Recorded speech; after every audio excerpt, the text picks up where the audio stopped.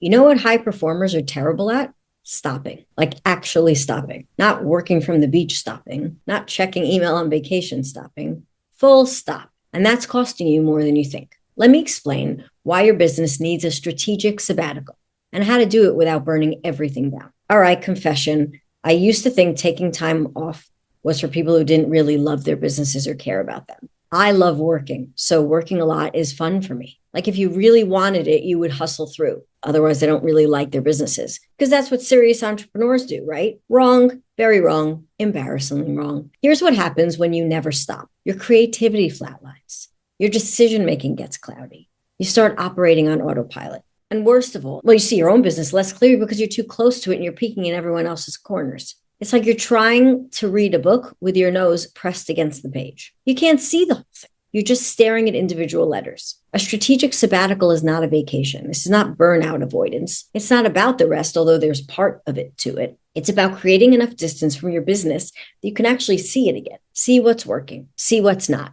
what needs to evolve, what needs to die. And I know what you're thinking. I can't just stop working for a month, Shari. My business will fall apart. Will it though? Or have you built a business that requires your constant presence because you haven't built the systems that would let you step away? Because here's the thing, if your business can't survive without you for 2 weeks, you don't have a business. Even if you just do one-to-one work, if you can't pause the clients or arrange your schedule that you can take a look and a creative and strategic sabbatical at your business, you're going to be forced to confront that. It forces you to build infrastructure, to delegate, to trust, to let go of control, which is uncomfortable as hell, which is why we get too busy for it, but also necessary if you ever want to scale. So what does a strategic sabbatical actually look like? Well, it's intentional. It's not I'm burned out, so I'm taking a break.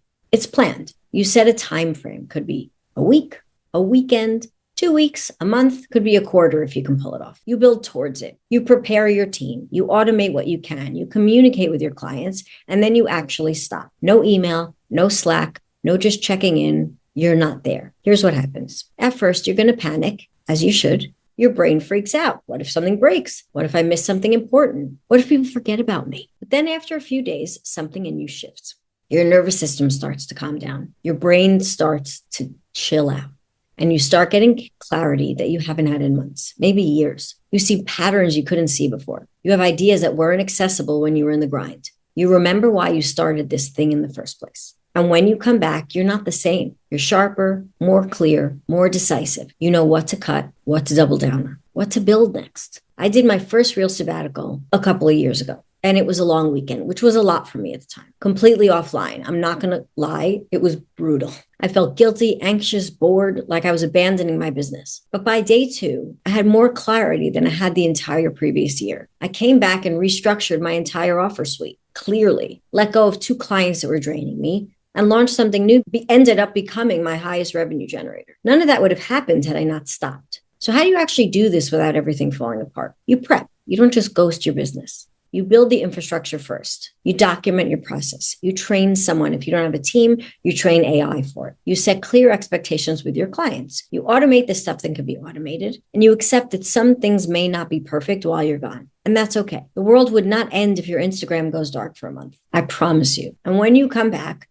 you won't just jump right back into the grind. You reintegrate. You look at what happened while you were gone. What worked? What didn't? What do you want to keep? What do you want to change? The sabbatical isn't the end goal. It's a reset. When you recalibrate, you get a chance to step back and see the whole picture. Here's what I want you to think about. When was the last time you actually stopped? Not a working vacation. Fully stopped, a day, a week, a month, whatever it is. If the answer is never or you can't remember, it's time. So start planning the strategic sabbatical as long as you think you can tolerate and pull off. Pick a date and build towards it. Prep your business and then actually do it. Because the best thing you can do for your business might be to step away from it for a couple of minutes. Can't wait to hear about these sabbaticals.